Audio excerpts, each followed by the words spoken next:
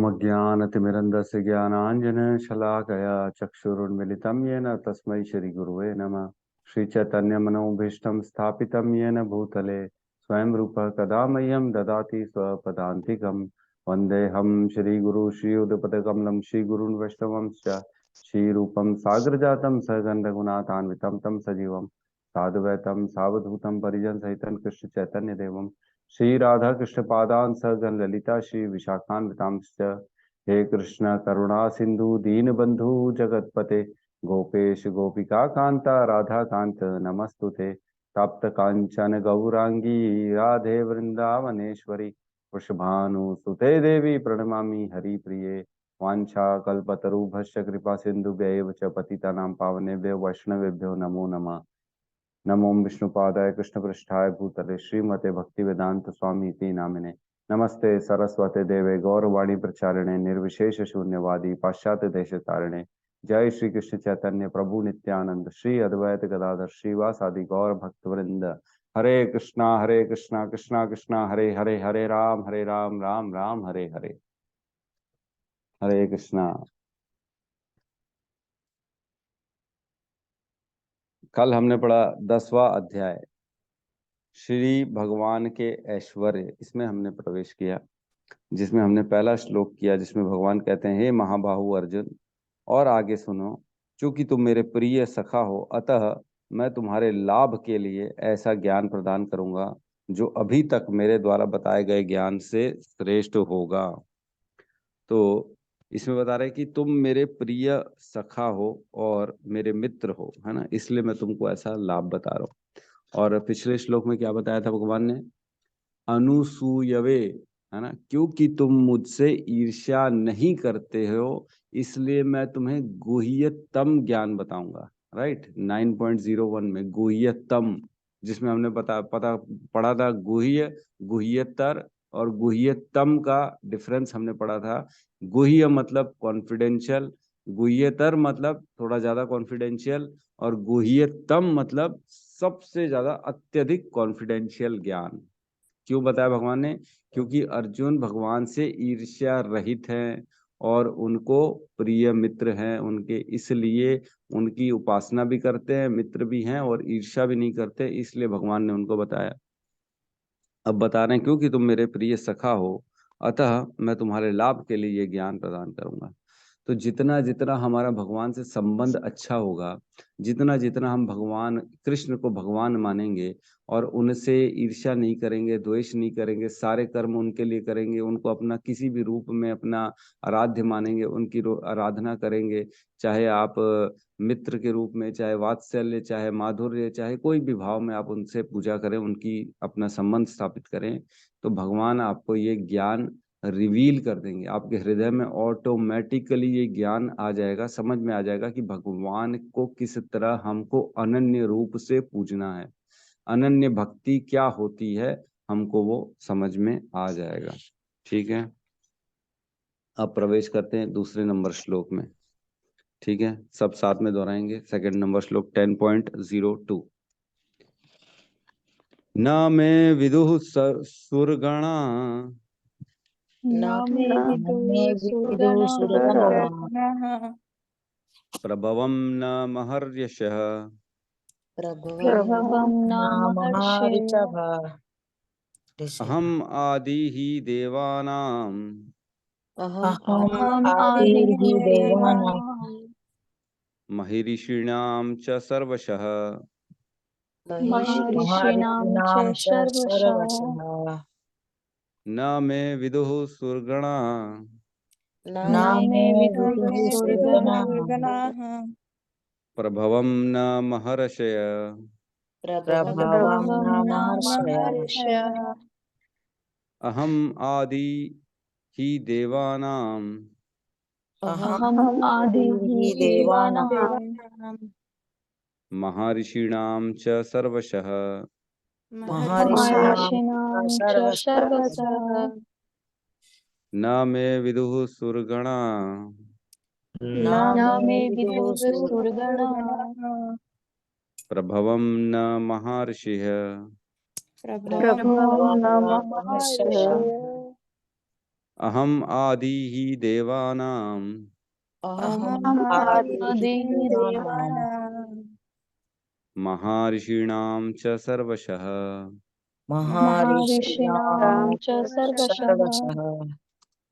अर्थात न तो देवतागण मेरी उत्पत्ति या ऐश्वर्य को जानते हैं और न ही महर्षि गण ही जानते हैं, क्योंकि मैं सभी प्रकार से देवताओं और महर्षियों का भी कारण स्वरूप उद्गम हूँ।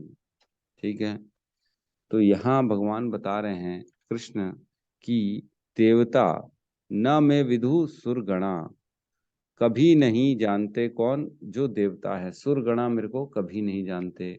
ठीक है, प्रभवम न महर्षय, मेरे प्रभाव मेरे ऐश्वर्य को कोई नहीं जानता, बड़े से बड़े ऋषि भी नहीं जानते, है ना। अहम आदि ही देवानाम, क्यों नहीं जानते, क्योंकि मैं आदि हूँ, देवों के भी पहले से हूं मैं, है ना। और महर्षिडाम च सर्वशः, और इन जो महर्षि हैं इनसे भी सभी तरह से मैं पहले, मैं इन सब से पहले का हूं, तो मेरे बारे में कौन कैसे जान सकता है। तो अगर एक क्लासरूम में 10 बच्चे बैठे हुए हैं, ठीक है, 11वां बच्चा आएगा, तो 11वां बच्चा बता सकता है क्या सबसे पहले कौन आया था? वो नहीं बता सकता, क्योंकि उसके पहले ही ऑलरेडी 10 बच्चे आए, 10 में से कैसे जानेगा कौन सा सबसे फर्स्ट आया? उसको नहीं मालूम पड़ सकता, उसको पूछना ही पड़ेगा। और किससे पूछना पड़ेगा?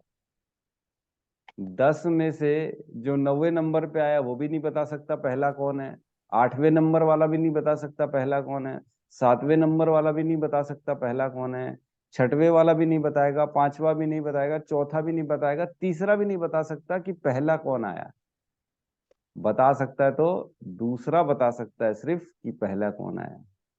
ठीक है, तो इसी प्रकार जैसे कहते हैं ना, बच्चा अपनी पिता के बारे में सिर्फ उसको उसकी माता बता सकती है कि तेरा पिता कौन है, और कोई नहीं बता सकता। अगर किसी बच्चे की माता नहीं है और वो गुम गया, छोटा बच्चा है, तो वो ढूंढ ही नहीं सकता, पूरे जीवन भर ढूंढता रहेगा मेरा पिता कौन है, उसको नहीं मिलेंगे पिता। माता से सीधा सिंपल क्वेश्चन कर सकता है, माता मेरा पिता कौन है, तो माता बता देगी ये तेरा पिता है बेटा। तो उसी प्रकार हमको वेद और हमारे जो आचार्य ऋषि जो वेद लिख के गए उनसे हमको पता पड़ता है कि भगवान कौन है, ईश्वर कौन है ना। और कोई नहीं बता सकता, क्यों? क्योंकि देवताओं भी बाद में आए हैं, इनको भी कुछ नहीं मालूम पड़ता है। तो एक बड़ा इंटरेस्टिंग यहाँ पे चीज सामने आ रही है। देखो, यहाँ ये श्लोक इसलिए बता रहे हैं भगवान, क्योंकि इसके पहले का जो ज्ञान है ना, वो देवताओं के पास भी था, है ना। जब अब आप एज्यूम करो कि ये सारी चीजें कुरुक्षेत्र में चल रही हैं और अर्जुन को कृष्ण भगवान ये पूरी गीता सुना रहे हैं, तो जब ये गीता सुना रहे हैं, जब ये 9वां अध्याय 10वां अध्याय आया, तब बताते हैं कि ना मेरे को देवता जानते हैं ना मेरे को ऋषिगण जानते हैं। मतलब जो यहाँ के पहले का ज्ञान था, 5वां 6वां 7वां 8वां 9वां, ये सारा ज्ञान तो देवता और ऋषियों को मालूम है, लेकिन अब जो मेन इम्पोर्टेंट ज्ञान देने जा रहे हैं वो उनको भी नहीं मालूम, है ना। क्या देने जा रहे हैं भगवान? अपना ऐश्वर्य बताने जा रहे हैं। क्योंकि आगे चल के आप देखोगे, जब भगवान अपना विराट स्वरूप दिखाएंगे ना अर्जुन को, तब देवता भी भयभीत हो जाएंगे कि अरे बाप रे, ये कौन है, इतना बड़ा विशाल कौन है, ये कैसे है, डर जाएंगे, इधर उधर कांपेंगे सब देवता लोग कि क्या हो गया, ये कैसा स्वरूप आ गया भगवान का। और उसमें बताते भी भगवान विराट स्वरूप में कि आज तक मेरे इस स्वरूप को कोई नहीं देखा है ना। देवता तक ने नहीं देखा है ये स्वरूप जो मैं तुमको अपना दिखा रहा हूँ। मतलब मेरा ये नॉलेज जो है देवताओं के पास भी नहीं है, ऋषियों के पास भी नहीं है, जो मैं तुमको अभी अब बताने वाला हूँ, है ना। भगवान अपना ऐश्वर्य बताने वाले हैं कि कितना मैं प्रभावशाली हूँ और किस प्रकार हर जगह मेरा कितना कितना योगदान रहता है। ठीक है, तो हम देखते हैं, जैसे जितनी बड़ी चेतना होती है ना, उतना बड़ा समझने की शक्ति आती है जीव में, है ना। एक बकरा हम देखते हैं, जब कभी गए होंगे आप लोग जहाँ बकरे कटते हैं, तो वहां एक बकरे को ले जाते हैं ना, काट देते हैं, तो दूसरा बकरा चुपचाप घास खाता रहता है, उसको फर्क नहीं पड़ता। वो ये सोच ही नहीं पाता कि अगला नंबर मेरा होगा और मैं भी कट जाऊंगा, मर जाऊंगा।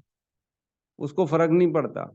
क्यों? क्योंकि इनकी चेतना कम है, उनको उसके लेवल के ऊपर सोचना ही नहीं है, वो सोच ही नहीं पाते, उनकी बुद्धि नहीं है ना।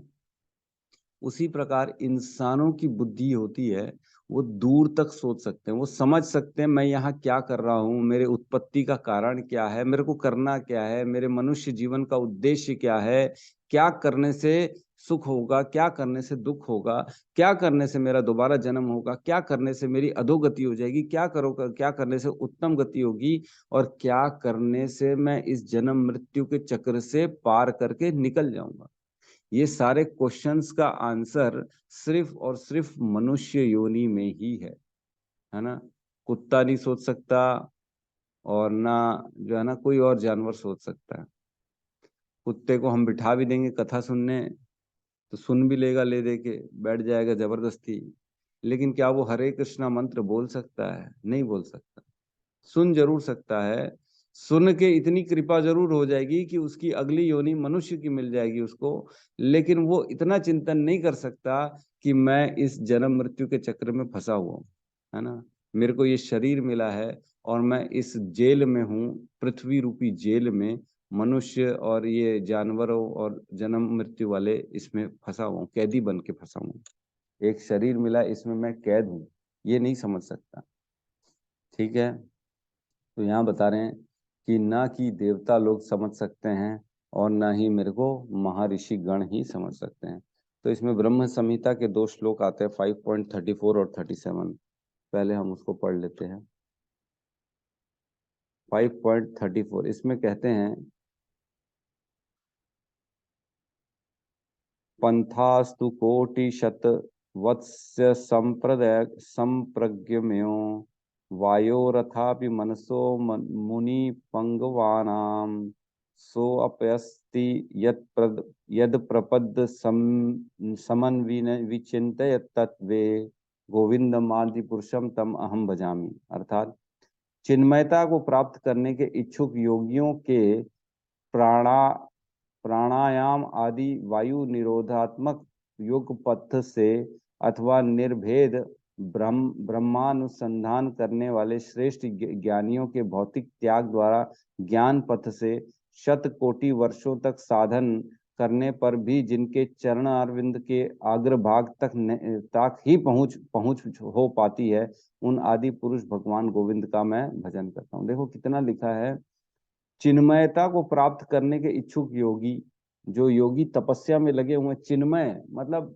जो चिंतन करे वो प्राप्त हो जाए, उस स्थिति तक पहुंचने वाले जो योगी होते हैं ना, वो भी। और दूसरे कौन से? और प्राणायाम, जो वायु को, अपने सांसों को कंट्रोल कर रहे हैं एकदम, कई लोगों ने सांस छोड़ के रखी है, एकदम सांस भी नहीं ले रहे हैं, ऐसा योग पद्धति को उन्होंने स्वीकार कर लिया, तपस्या में लगे हुए हैं। ऐसे श्रेष्ठ ज्ञानी जो कि भौतिकता को सब त्याग करके बैठे हुए हैं, ज्ञान पथ के अनुशीलन में लगे हुए हैं, पूर्ण रूप से कोटि कोटि वर्षों तक साधन कर रहे हैं। और इतना करने पर भी क्या होता है, सिर्फ जिन्होंने चरणारविंद, भगवान के चरणारविंद के अग्रभाग तक ही पहुंच पाते हैं। इतनी साधना करने के बाद, हजारों हजारों वर्ष की साधना करने के बाद भी सिर्फ भगवान के चरणारविंद के अग्रभाग तक ही पहुंच पाते हैं। ऐसे हैं योगी। योगी लोग भी भगवान को पूर्ण रूप से नहीं समझ पाते हैं। और 37 में कहते हैं, ब्रह्म संहिता में है, आनंद चिन्मय सद सप्रसिद्ध भवति भी सह तदार भी एव निज रूप तया कला भी गोलोक एव निवसत्य अखिलात्म भूतो गोविंद मादि पुरुषम तम अहम भजामी। जो अपने धाम गोलोक में अपनी स्वरूप शक्ति 64 कला युक्त हलादिनी रूपा श्री राधा तथा उनके ही शरीर के विस्तार रूपा उनकी सखियों के साथ निवास करते हैं, जो कि उनके नित्य आनंदमय चिन्मय रस से स्फुरित एवं पूरित रहते हैं, उन आदि पुरुष गोविंद का मैं भजन करता हूँ। तो देखो भगवान जो है ना, वो चिन्मय स्वरूप में अपने पूर्ण कलाओं के साथ अपने निज धाम में, गोलोक वृंदावन धाम में अपनी जो है हलादिनी शक्ति श्रीमती राधा रानी के साथ वहां पे निवास करते हैं, और वहां निवास करते करते भी सारे जगत में रहते हैं। इसको कहते हैं भगवान की अचिंत्य शक्ति, है ना। अचिंत्य, जो हमारे चिंतन से बाहर है, हम जिसको नहीं समझ सकते हैं, वो हैं भगवान। एक श्लोक आता है ईशोपनिषद में, श्लोक क्रमांक 4, है ना। इसमें कहते हैं, श्लोक नहीं पढ़ रहा क्योंकि मैं पढ़ नहीं सकूंगा बड़ा मुश्किल है ये श्लोक। अनेज देकम मनसो जवियो नैनन देवा आपनुमनः पूर्वमशतः तदात वो अनन्यतयोगी तिष्ठत श्रीपन्नो मातरिश्वा दधाधि। ये श्लोक है ना। अपने धाम में स्थित रहते हुए भी भगवान मन से अधिक वेगवान है ना। अपने धाम में रहते हुए भी भगवान मन की गति से भी ज्यादा गति है उनकी, वेगवान है, और अन्य समस्त दौड़ने वालों को पीछे रख सकते हैं। शक्तिशाली देवता उन तक नहीं पहुंच पाते। एक स्थान पर रहते हुए भी वे वायु तथा वर्षा की पूर्ति करने वाले देवताओं को वश में रखते हैं। वे श्रेष्ठता में सबसे आगे हैं, है ना। तो क्या बता रहे हैं, भगवान रहते कहाँ हैं, गोलोक वृंदावन धाम में, लेकिन उनकी जो है ना स्पीड, कहीं पे भी पहुंचने की स्पीड है, वो मन की गति से भी ज्यादा तेज है। मन कहाँ कितनी जल्दी पहुंच जाता है, अभी सोचो तो स्वर्ग, अभी सोचो तो गोलोक वृंदावन, अभी सोचो तो यहाँ, अभी सोचो तो घर, अभी सोचो तो ऑफिस, कहीं पे भी पहुंच जाता है मन। लेकिन उससे भी ज्यादा तेज हैं भगवान। और कृष्ण को देवता नहीं पकड़ सकते, क्योंकि देवताओं में इतने सारे जो है ना शक्तियां नहीं हैं। ठीक है। इस प्रकार भगवान जो है ना अचिंत्य है, अचिंत्य। तो एक बहुत इंपॉर्टेंट श्लोक आता है हमारे श्रीमद् भागवतम में 1.1.1, है ना। श्रीमद् भागवतम 1.1.1।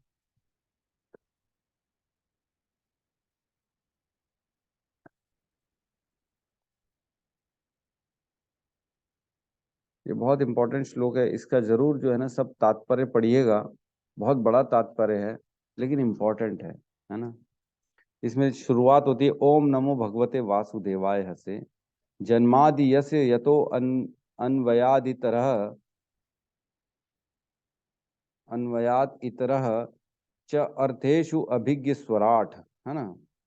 आगे कहते हैं, तेने ब्रह्म हृदया आदि कवे मुह्यन्ति यत् सूर्यः तेजो वरामृत मृदाम यथा विनिमयो यत्र त्रिसर्गो अमृषः धम्ना स्वेन सदा निरस्त कुहकम सत्यम परम धीमहि।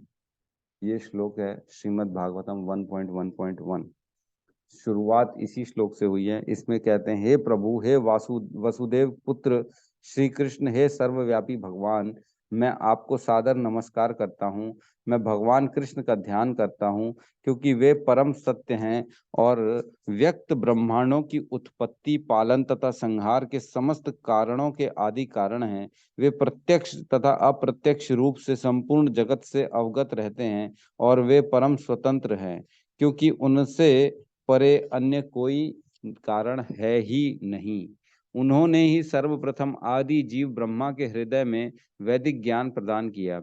उन्हीं के कारण बड़े बड़े मुनि तथा देवता उसी प्रकार मोह में पड़ जाते हैं, जिस प्रकार अग्नि में जल या जल में स्थल देखकर कोई माया द्वारा मोहग्रस्त हो जाता है। अग्नि में जल या जल में स्थल देख के मतलब, प्रभु जी मिराज होगा। हाँ एकदम सही कहा माता जी ने, मिराज। जैसे कई बार रेगिस्तान में दूर जाओ ना, तो जमीन में ऐसा लगता है पानी है।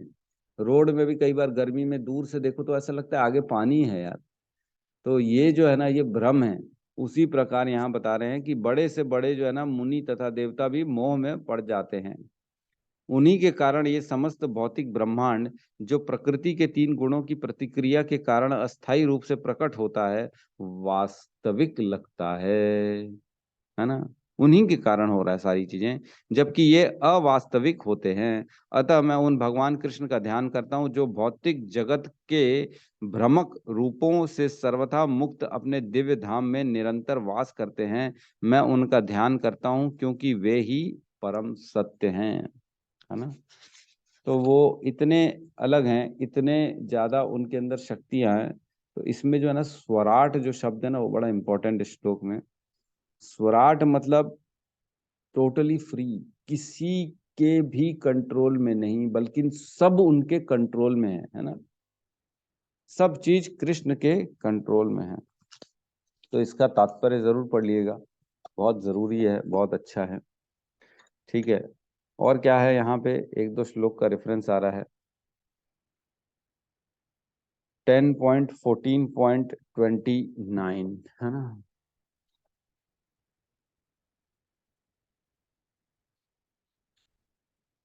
10.14.29 इसमें कहते हैं, हे प्रभु, यदि किसी पर आपके चरण कमलों की लेश मात्र भी कृपा हो जाती है तो वह अपन आपकी महानता को समझ सकता है, किंतु जो लोग पूर्ण पुरुषोत्तम भगवान को समझने के लिए तर्क वितर्क करते हैं वे अनेक वर्षों तक वेदों का अध्ययन करते रहने पर भी आपको नहीं जान पाते, है ना। जिनके ऊपर भगवान की कृपा होगी सिर्फ वो ही उनको जान पाएगा, और कोई नहीं जान पाएगा। सारे बाकी लोग वेद पढ़ पढ़ के तर्क देते रहेंगे, नहीं नहीं, अरे भगवान तो शिव है, भगवान तो दुर्गा है, भगवान तो ये है, भगवान तो ब्रह्म है, सारी चीजें ब्रह्म है और कुछ नहीं है, सब कुछ नेचर है ना।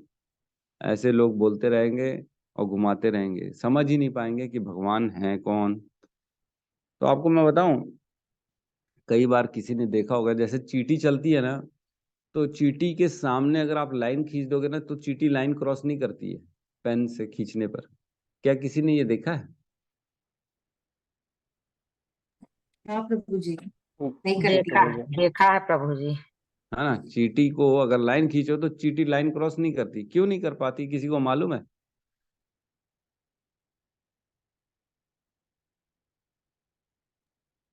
क्योंकि पेन जो पता है रहता ना, है प्रभु जी, क्या, उन्हें मतलब पता रहता है प्रभु जी, मतलब कि ये मेरे लिए सही नहीं है करके, हानिकारक है ऐसा करके। इसमें क्या हानि है? आपने तो खाली पेन से लाइन खींच दी, वो उसको ऊपर से जा सकती चल के।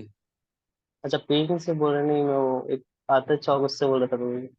नहीं नहीं, चौक, चींटी चौक थोड़ी बोल रहा हूँ भैया, हानिकारक नहीं। खाली पेन से अगर आप लाइन खींच दोगे ना तो चींटी क्रॉस नहीं करती है।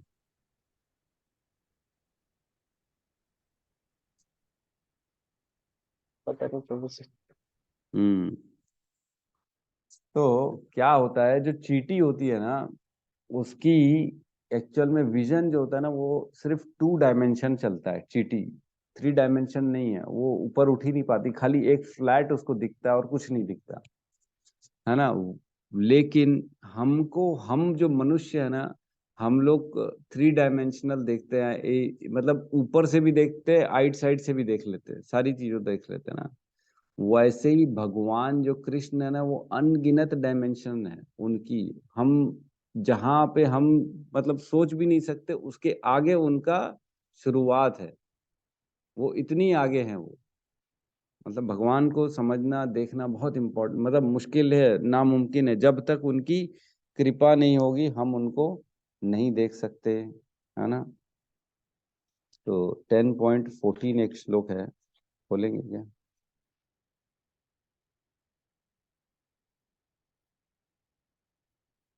10.14 इसमें कहते हैं, हे कृष्ण, आपने मुझसे जो कहा है मैं पूर्णतया सत्य मानता हूँ। हे प्रभु, न तो देवतागण न असुरगण ही आपके स्वरूप को समझ सकते हैं। तो अर्जुन भी मान रहे हैं कि आप जो बोल रहे हो एकदम सही बोल रहे हो बॉस, यू आर राइट। मैंने भी ये चीज समझ लिया है कि आप एकदम सही बोल रहे हो, न देवता न असुरगण आपको समझ सकते हैं, आप इन सब के समझ से बाहर हो।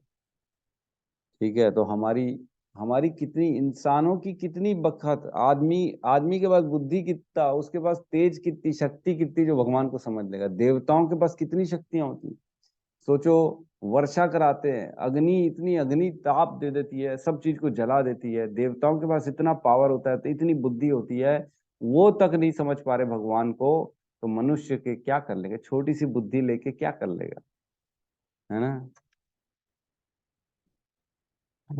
हमारी क्या बात है, हमारी तो कुछ है ही नहीं। ठीक है, तो कोई इसका तात्पर्य पढ़ने में इच्छुक है तो फटाफट तात्पर्य पढ़ ले कोई।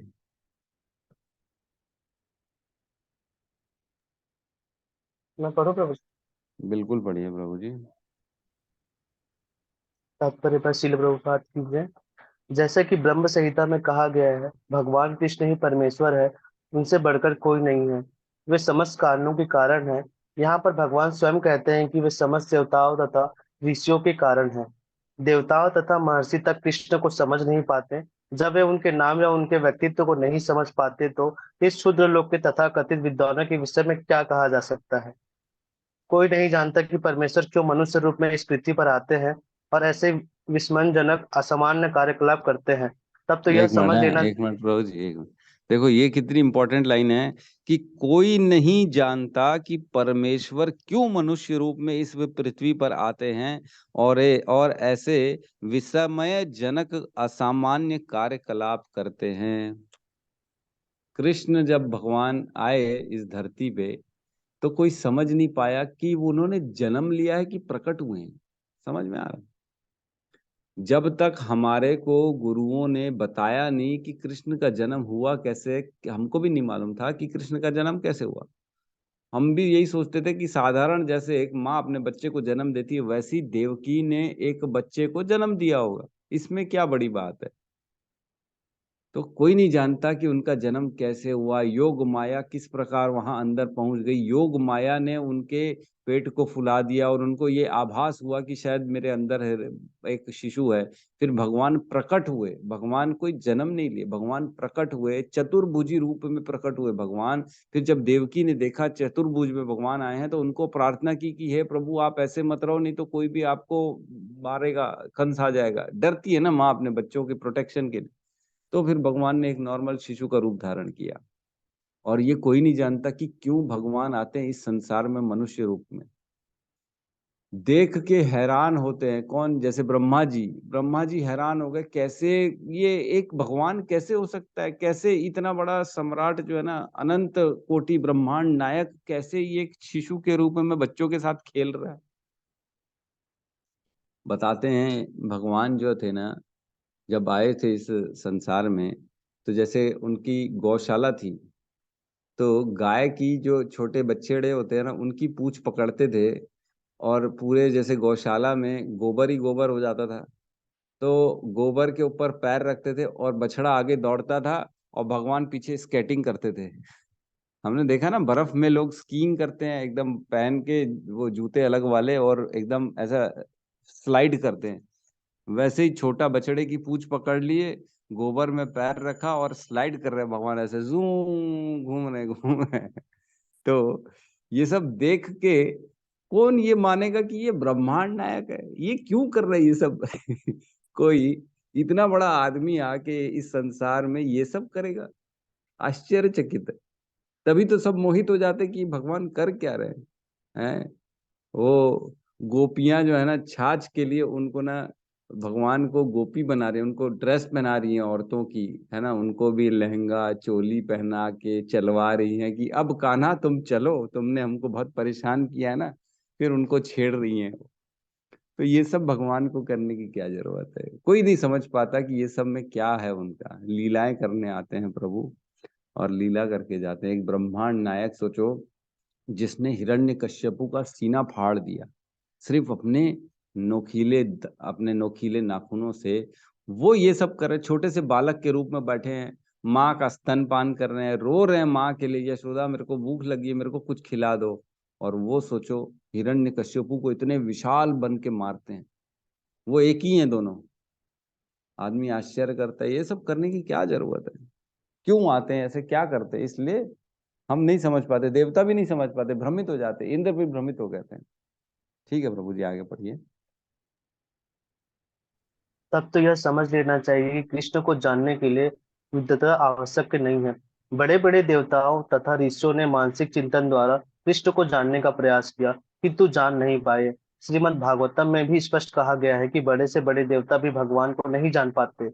जहाँ तक उनकी अपूर्ण इंद्रियां पहुंच पाती हैं, वहीं तक वे सोच पाते हैं और निर्विशेषवादी के ऐसे विपरीत निष्कर्ष को प्राप्त होते हैं जो प्रकृति के तीनों गुणों द्वारा व्यक्त नहीं होता, या कि वे मनः चिंतन द्वारा कुछ कल्पना करते हैं, किंतु इस तरह के मूर्खतापूर्ण चिंतन से कृष्ण को नहीं समझा जा सकता।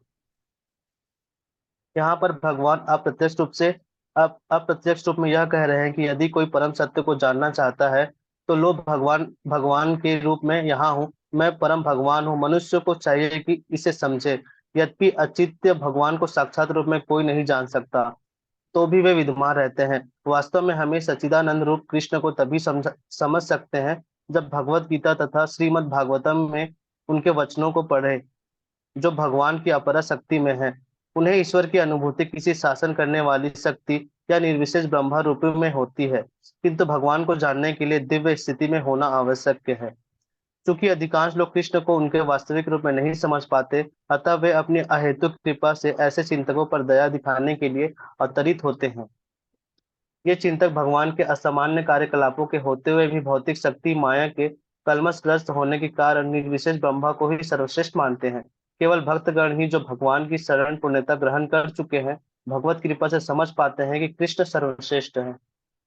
भगवत भक्त निर्विशेष ब्रह्मा की परवाह नहीं करते, वे अपनी श्रद्धा तथा भक्ति के कारण परमेश्वर की शरण ग्रहण करते हैं और कृष्ण की अहेतुक कृपा से ही उन्हें समझ पाते हैं, अन्य कोई नहीं समझ पाता। अतः बड़े से बड़े ऋषि भी स्वीकार कर सकते हैं कि आत्मा या परमात्मा तो वह है जिसकी हम पूजा करते हैं। हरे कृष्ण। हरे कृष्णा। तो हम नहीं समझ सकते अपनी बुद्धि से, चिंतन से, लॉजिक से कि भगवान कौन है ना। एक श्लोक आता है कि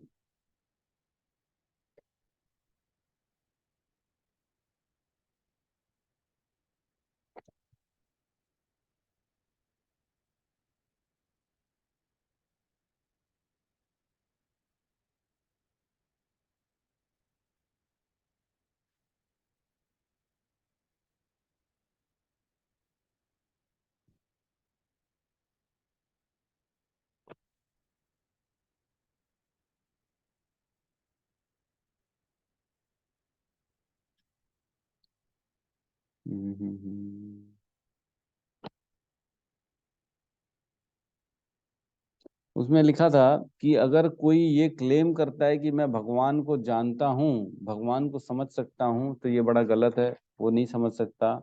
लेकिन अगर कोई, हाँ ये है ना, केन केन उपनिषद का श्लोक आता है 2.3, इसमें कहते हैं यस्या मतम तस्य मतम मतम यस्य न वेद सह अविज्ञातम विज्ञानताम विज्ञातम विज्ञानताम। जो कोई परम सत्य के विषय में किसी प्रकार का मत रखने से इनकार करता है, उसका मत सही होता है, जबकि जो परम पूर्ण के विषय में अपना खुद का मत रखता है, वह उन्हें नहीं जानता। वे उनके लिए अज्ञात बने रहते हैं जो उन्हें जानने का दावा करते हैं, और वे केवल उन्हीं के द्वारा जाने जा सकते हैं जो उन्हें जानने का दावा नहीं करते हैं। है ना, समझ पा रहे हैं इस बात को? जो अपना मत रखता है कि मैं भगवान को नहीं जानता हूं, तो उसका मत सही है, क्योंकि वो भगवान को नहीं जानता। लेकिन जो ये मत रखता है कि मैं भगवान को जानता हूं, मैं भगवान के बारे में पढ़ चुका हूं, मैं जानता हूं भगवान कैसे हैं, कहाँ है, क्या है, तो वो गलत है। वो गलत इसलिए है क्योंकि भगवान को कोई नहीं जानता, केवल वो अपने भक्तों को अपनी शक्ति के माध्यम से, अपनी कृपा के माध्यम से अपने आप को जनवाते हैं। तो जो जानता है वो गलत बात कर रहा है, वो उनको जान ही नहीं सकता है भगवान को, है ना। भगवान को जानना नॉट पॉसिबल। तो एक श्लोक आता है श्रीमद् भागवतम में, है ना, 4.29.42 से लेके 44।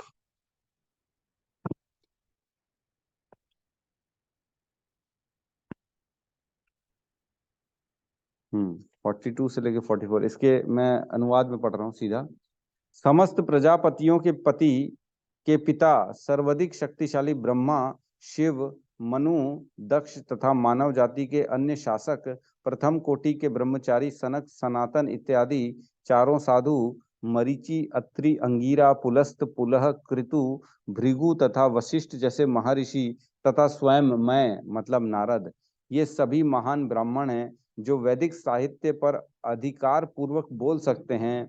हम सब तप, ध्यान तथा ज्ञान के कारण अत्यंत शक्तिशाली हैं, तो भी श्री भगवान को साक्षात देखते हुए और अन्वेषण करने पर भी हम उनके विषय में पूर्णतः नहीं जानते।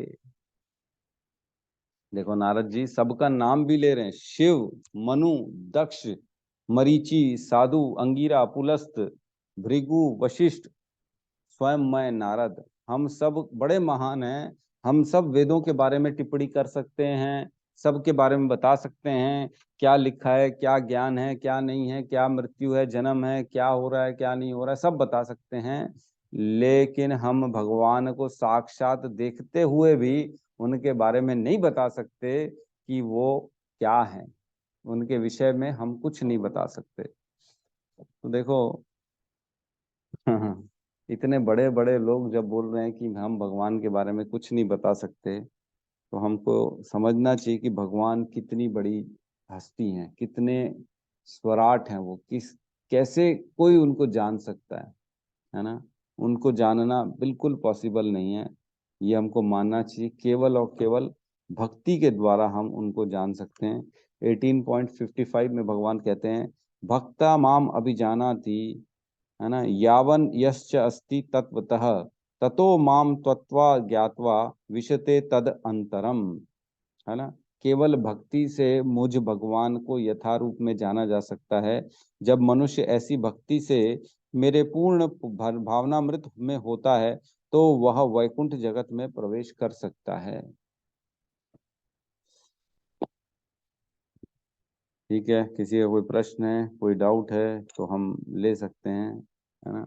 और कॉज ऑफ ऑल कॉजेज, भगवान सारे चीजों के कॉज हैं, कारणों के भगवान, है ना। सर्व कारण कारणम, सारे कारण के कौन कारण है? भगवान। तो कैसे कोई जान सकता है कि इसके कारण, मतलब उसको तो जो भ्रम हो जाएगा ना, नई नई चीज कर सकते भगवान जो हमारी सोच के बाहर है, देवताओं की सोच के बाहर है। इसलिए हर बार जो है ना, मेरे मन में क्वेश्चन आता था, मैं बहुत बार ये क्वेश्चन पूछा मैंने अपने प्रभु जी से, हिज ग्रेस प्रशांत मुकुंद प्रभु जी से भी पूछा ये क्वेश्चन। आप भी थोड़ा सोचोगे तो आपको भी लगेगा। मैंने क्वेश्चन किया, जब ब्रह्मा जी के दिन में एक बार कृष्ण आते हैं, तो जब एक बार आते हैं वो लीला करते हैं, ब्रह्मा जी जो है ना विस्मृत हो गए, उनको ना वो समझ में नहीं आया कि ये भगवान है कि नहीं है। लेकिन जब एक बार उन्होंने एक दिन में देख लिया कि कृष्ण भगवान है, बाद में गलती मान ली कि जब बच्चे चुरा लिए, बछड़े चुरा लिए थे, फिर बाद में दोबारा देखे तो भगवान पहुंच गए थे वहां पे, तो उन्होंने वहां जाके हाथ जोड़ के उनसे विनती की, माफी मांगी। तो एक दिन में जैसे ब्रह्मा जी ने पता कर लिया कि ये तो कृष्ण है भैया, आगे से ऐसी गलती नहीं करूंगा, तो जब नेक्स्ट डे में ब्रह्मा जी के फिर से कृष्ण आएंगे तो फिर गलती कैसे कर लेंगे? क्या समझ में आ रहा है मैं मेरा क्वेश्चन है? आज अगर मैं दिन भर में कोई एक बहुत बड़ी गलती कर दूं, तो क्या मैं फिर से कल वो गलती दोहराऊंगा? क्या रोहित प्रभु आप फिर से दोहराओगे कल वो गलती?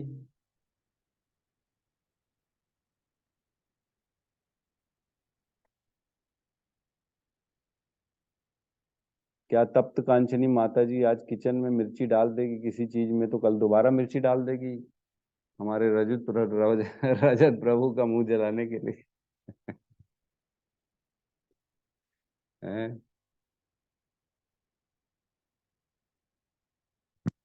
क्या मेरे सब बात सुन पा रहे हैं? आवाज आ रही है मेरी? जी प्रभु जी आ रहा है। जी जी प्रभु जी आ रहा है। दोबारा गलती तो नहीं कर सकते प्रभु जी। हाँ, तो क्या जब दोबारा गलती नहीं कर सकते, तो मैंने प्रश्न पूछा तो दोबारा गलती कैसे होती है? भगवान फिर हर हर दिन में तो एक बार आते हैं कृष्ण और ब्रह्मा जी के, और हर बार जो है ना ये ब्रह्म विमोहन लीला होती है, कैसे बार बार विस्मृत हो जाते हैं कि ये भगवान है? तो मेरे को जवाब दिया गया प्रभु जी के द्वारा कि हर बार एक ही तरह का जो है ना भगवान ये लीला नहीं करते हैं कि बच्चे चुरा लिए वही बच्चों से सेम वैसा वैसा नहीं होता। बोले हर बार कुछ न कुछ ऐसा नया कर देते हैं कि ब्रह्मा जी सोचने में ऐसा मत्था पकड़ के बैठ जाते हैं, अरे ये कौन है यार, फिर पता नहीं ये ब्रह्मा है, भगवान है भी कि नहीं है, मैं तो सोच में पड़ गया हूँ। कल तो उन्होंने बच्चों के साथ लीलाएं की थी, आज पता नहीं नया कुछ कर देंगे। तो इस प्रकार भगवान ना हर बार ऐसी लीला करते हैं कि सामने वाला सोच में पड़ जाता है कि ये भगवान है कि नहीं, है ना। जी जी प्रभु जी। तो सर्व कारण कारणम, अचिंत है भगवान की शक्तियां, अचिंत हैं। तो किसी का प्रश्न है तो वो ले सकते हैं, नहीं तो कोई बात नहीं। हरे कृष्ण प्रभु जी। प्रभु जी जी, प्रभु जी। इंद्रिया क्या होती प्रभु जी? क्या? अपूर्ण इंद्रिया। अपूर्ण इंद्रियां, इंद्रियां समझते हैं कि नहीं? नहीं प्रभु जी, थोड़ा सा समझना पड़ेगा क्या होता इंद्रियां नहीं मालूम? गौतम प्रभु बताओ तो, इंद्रियां क्या होती हैं?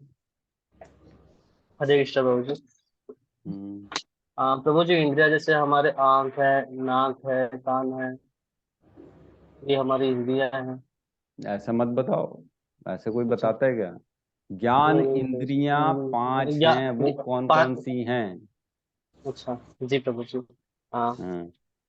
5 ज्ञान इंद्रिया है हमारे, जिससे हम ज्ञान प्राप्त करते हैं। जैसे हम आँख, कान, नाक, जीभ, त्वचा। है ना। हाँ, ये 5 हो गई ज्ञान इंद्रियां, जिससे हम ज्ञान को अर्जित करते हैं। और और कर्म 5 इंद्रियां हो गई ज्ञान। 5। हाँ, हाथ, पैर, गुदा, लिंग और वाणी। वाणी। और हाँ। 5 इंद्रियों के विषय होते हैं। आँख से देखना, जीभ से स्पर्श करना, कान से सुनना, स्वाद, स्पर्श, रूप, है इस ना, गंध, स्पर्श, रूप, गंध, स्वाद और ध्वनि। ध्वनि। ये 5 हो गए विषय। तो इस प्रकार जो है ना, ये 5 हो गई ज्ञान इंद्रियां, 5 हो गई कर्म इंद्रियां। तो अपूर्ण इंद्रियों का मतलब ये है कि क्या आप सब कुछ देख सकते हो अपनी आंखों से? हैं, अगर आप सब कुछ देख सकते तो आपको एक्सरे कराने की क्या जरूरत है क्या जरूरत? क्या आप कैमरा जैसे पकड़ सकता है चीजों को, वैसे आप पकड़ सकते हो अपनी आंखों से? नहीं पकड़ सकते, क्योंकि वो आपकी इंद्रियां अपूर्ण हैं। क्या आप सब कुछ सुन सकते हो? हाथी कहते हैं यहाँ से 100 किलोमीटर दूर का भी सुन सकता है, क्या आप सुन सकते हो? नहीं सुन सकते। मतलब आपकी ज्ञान सुनने की शक्ति अपूर्ण है, आधी अधूरी है ना। तो है इस प्रभु। प्रकार, हरे कृष्णा। जी मतलब प्रभु जी, वो लिमिटेड है जो भी है हमारे पास जो इंद्रियां हैं वो। हाँ, हमारी इंद्रियां लिमिटेड हैं। इसका मतलब ये है कि हम सारी चीजों को ग्रहण करने में असक्षम हैं, हमारी क्षमता नहीं है, इसलिए हमारे को अपूर्ण इंद्रियां कहा जाता है। ठीक है। जी प्रभु जी। और प्रभु जी, एक चीज और पूछना था, जो भगवान का जो वास्तविक स्वरूप है, वो क्या गोलोक वृंदावन में ही वास करते हैं हमेशा? ये यहाँ नहीं, मतलब। यहाँ वास्तविक स्वरूप में आए थे ना कृष्ण बन के। हाँ, जैसे बोलते हैं ना, वो हमेशा वृंदावन गोलोक में ही वास करते हैं, फिर वो तो उनकी शक्तियां जो रहती है, वह हाथी करके धराधाम। भाई वो शक्तियों से सब मैनेज करते हैं, लेकिन जो यहाँ पे आए थे, प्रकट हुए थे वृंदावन में, तो वो तो स्वयं कृष्ण अपने फुल स्वरूप में आए थे ना।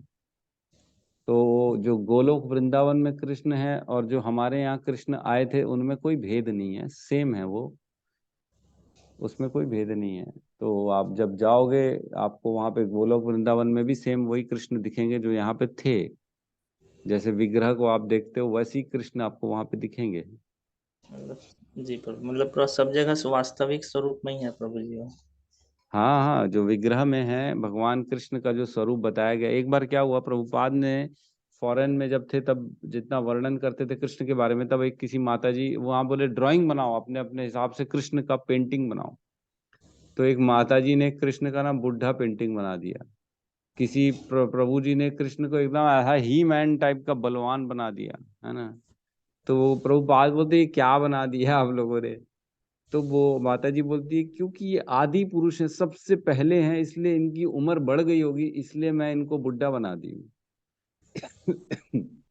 जी और एक प्रभु जी कहते हैं क्योंकि ये बड़े शक्तिशाली हैं, सबसे बलवान है, सबको कंट्रोल में करते हैं। मार दिए थे, है ना, उनको। जो कंस के 2 थे, क्या क्या नाम था उन लोगों का? मल्ल युद्ध में मुष्टि और मुझे चाणूक शिशुपाल दंतवर्क नहीं, मुष्टिक और मुष्टि और चाणूक चाणूक। मुष्टि और चाणूक यार अच्छा। बड़े बड़े भुजाली भुजंग थे वो, उनको भी मार दिया था।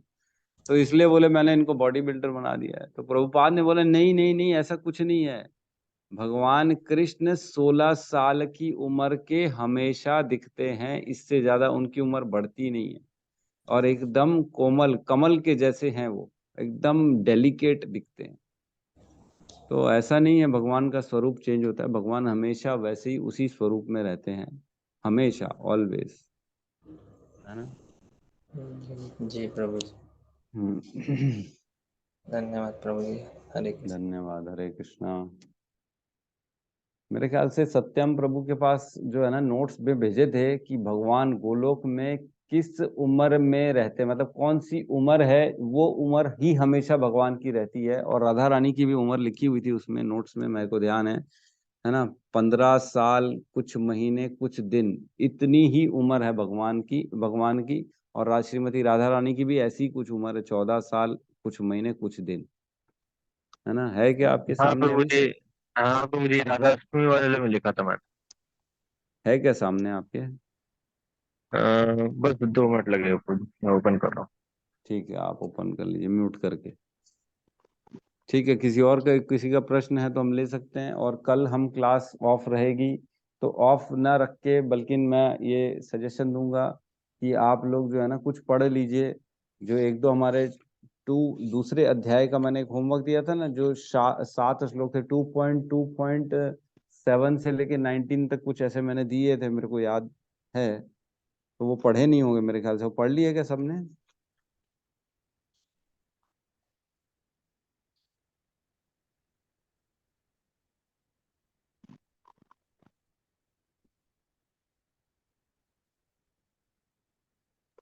आज तो कोई जवाब भी नहीं दे रहा है यार, क्या बात है। आप लोग खाली जो है ऑन करके छोड़ दिए लग रहा है। पढ़े थे प्रभु जी, बाकी हरे कृष्ण प्रभु जी। जी।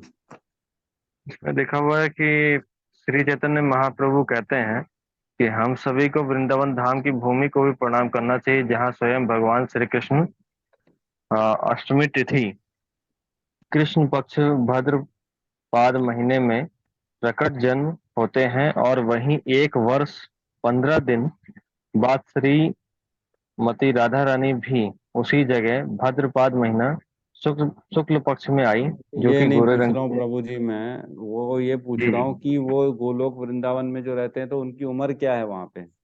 हाँ, गोलोक में सदा कृष्ण अपनी, अच्छा अच्छा, 1 मिनट। हाँ, वहाँ हाँ कृष्ण का उम्र 15 वर्ष 9 महीने 7.5 दिन है।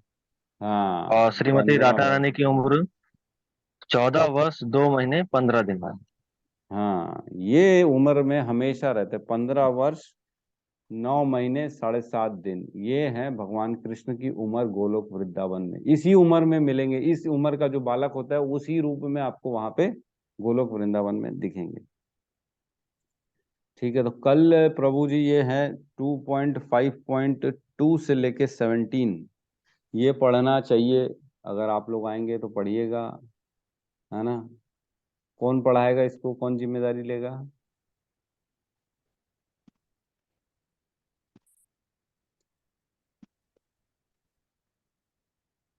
कोई भी नहीं लेगा? मेरे मेरे नोट्स बने हुए हैं 2.5.2 से 2.5.17 की जगह पे 10 तक बने थे। तो आगे मैं कंटिन्यू कर सकता हूँ अगर कल मेरा ये शिफ्ट नहीं रहा प्रभु जी, तो मैं कर सकता हूँ। तो और कौन जिम्मेदारी लेगा? सोनाली माता जी ले सकती हैं,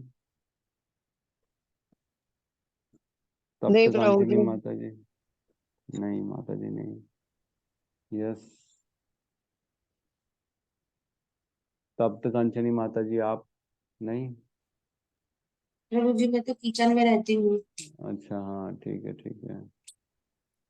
सोनिका माता जी या अमृत प्रभु या कोई और हमारे किशोर प्रभु, कोई सामने आ सकते हैं?